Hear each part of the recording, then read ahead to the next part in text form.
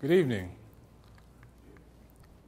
I don't question the rats, the quick strokes through the fields, through alleys. I know they'll never rat each other out. Plus, I can see they're busy. The cheese cracked and the cookie crumbled as they watched with pride. A pride that all but vanished when Pussy rounded the corner. They scattered in their fear, forgetting their strength in numbers. A rodent is a rodent is a rodent. It's been said that even rodents like to go through darkened corners in search of forbidden lust of the pussy, screeching and screeching, anything for that sweet taste. But there's always one bold enough to stand his ground. Each in his day, some waiting, some wanting. The pussy yawns at the quick strokes through the open field. She pounces and is done. That, my friends, is the sound of the revolution. Why? Not because of the content, but because of the authorship. Because she is the author, and she is the author, and she is the author, and they are the author. My friends, these 8 authors created that one poem in the space of about 60 minutes. How is that possible? Shouldn't it have been a case of too many cooks spoiling the broth? This is a project, a global project in collaborative poetry that's been building on Facebook for the past 2 years. I know some of you are already saying to yourself, oh God, not poetry. You're having post-traumatic verse disorder. You're having flashbacks to an English class where some teacher is threatening to obliterate your knuckles if you can't glean the meaning from T.S. Eliot's The Wasteland. But this is not that. I'm going to ask you to Control-Alt-Delete on everything you thought you knew about poetry. I'm going to give you a second to reboot because I know some of you are still using Windows XP. This journey is as much spiritual as it is digital. If you'll recall back to before you were institutionalized, before institutions dictated to you what a poem is, how a poem should sound, what a poem could be, you still recognized poetry when you experienced it. And so in that before state, poet Lucille Clifton has a really poignant quote that describes that. I think we're beginning to remember that the first poets did not come from classrooms, that poetry began when someone walked out of a cave, looked up at the sky with wonder, and said, ah. You know, Oprah Winfrey talks a lot about the aha moment. Well, I want to get us back to that ah moment. Poetry is about discovery. It's about play. So we're at a crossroads here. There are a couple of questions I should raise. Who decides what a quality poem is? Who decides even what a poem is? Didn't poetry start out as an oral art form? And with the introduction of written languages, didn't it open its arms and embrace written technology?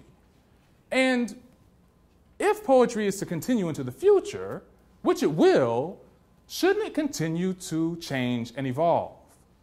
Well, in our old model, because we're at a crossroads in creativity, we have a model where academia and institutions set the standards. You had single authorship as the main mode of the day, and the audience was merely an observer of a lone genius delivering some work on high, right?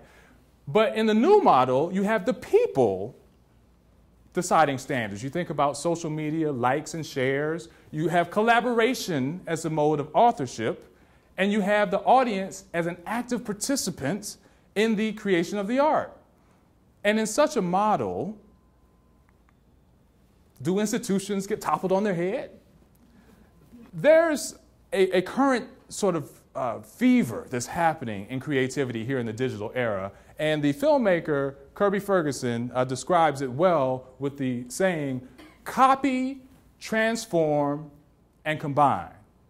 It's who we are. It's how we live. It's how we create. Our new ideas evolve from the old ones. So here I'm going to show you how these collaborative poems get made. Using Kirby's model, copy, transform, and combine, first we copy a line from an existing poem. So we just rip it off. So here the poet is Sharon Olds. Her poem is Voices, and you see the first line is, our voices race to the towers and up beyond. So then we take the copy and we transform it. Typically we would use a poetry form such as a sonnet or a rhetorical form such as parallelism. In this case, we're going to use a poetry form called the ekphrastic poem, which is basically a poem where you respond to a work of art. So here is an artistic image that's typical in an ekphrastic poem, very poetic as a subject, right? You have The Birth of Venus by French artist Alexander Cabanel, 1863. She's laying out this mythological figure. You have the cherubs announcing her birth with conch shells. Well, that would be typical, but we want to shake things up because this is digital, right? So we use a remix of this painting by a Korean artist from 2013 that's called Hot Issue. And you'll notice the birth is being announced in a little more up-to-date way. So you take a copy, then you transform it with this ekphrastic approach, and then we're going to combine using a parlor game that was played by the French surrealists in the 1920s called Exquisite Corpse. For those who are not familiar with it, it's a game where basically you take a piece of paper, and so poet 1 would write the first line. Then they would pass it to poet 2, who would write the second line. But that poet would fold the paper so that only his line was showing and pass it on to the next poet. So each poet would add a line only seeing the preceding line. So then, Exquisite Corpse, we adapt those rules for our digital purposes. So we take the first line from Sharon Olds, we take this ekphrastic poem that we're going to create based on Hot Issue, we add it to an Exquisite Corpse adapted rules, and then finally we feed that into the global network of Facebook, and out comes our collaborative poem, which we call an electronic corpse. So now you will be the first to witness an electronic corpse being born outside of Facebook. Our voices race to the towers and up beyond. Her millennium-old response remains, I just can't with y'all. How long has she been lying here, waiting for us to retweet her? Surely there is reason for this maddening silence, raging louder than ocean. Her hair is a sweet net casting for us. But without documentation, it didn't happen. What a waste of bits and bytes, nipping like rioting mitochondria, thinking they make some sensible something. This is what communication has come to. Misfiring synapses and senseless voids, feigning intimacy. Because while skin and hair stay wet, we simply text. WTF, boy? She thought Babel fixed the babbling. Who needs immortality when infamy comes in a 140-character string? Does oil on canvas guarantee history that we will remember? Which instrument is more divine, the iPhone 5 or the painter's hands? I simply just can't with y'all. Believe there is anything more long-lived than imploding suns and stardust. You ain't nothing but scattered, divine. As Rubinless cherubs trending toward Venus, reaching to favorite a soothing wave. Give a hand to the poets.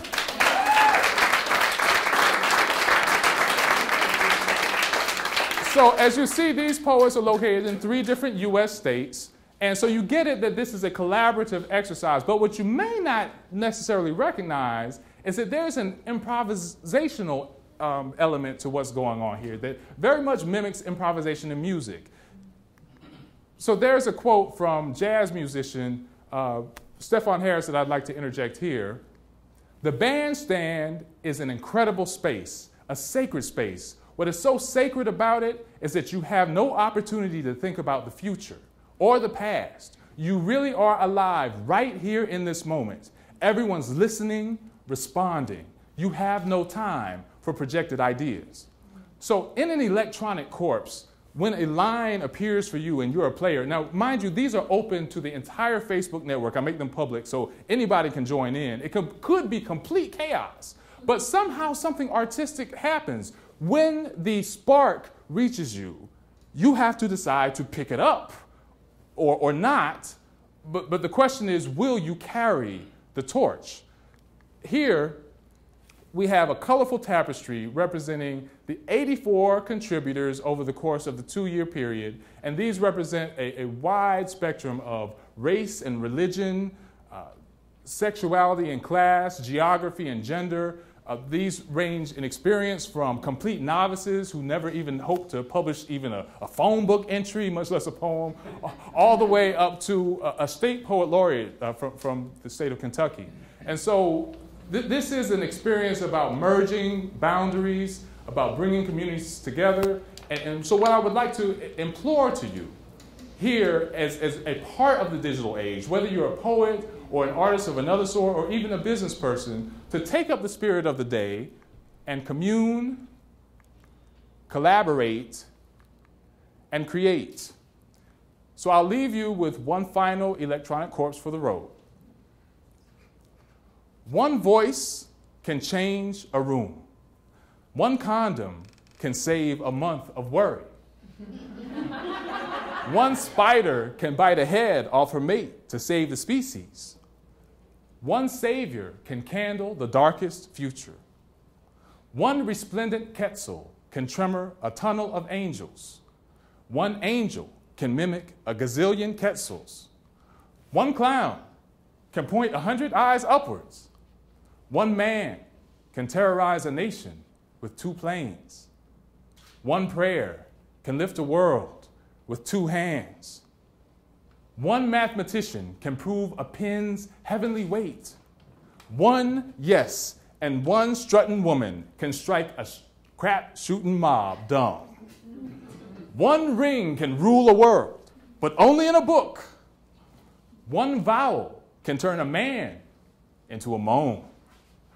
One hand can turn a bad massage into a happy ending. One line can bring the whole house down.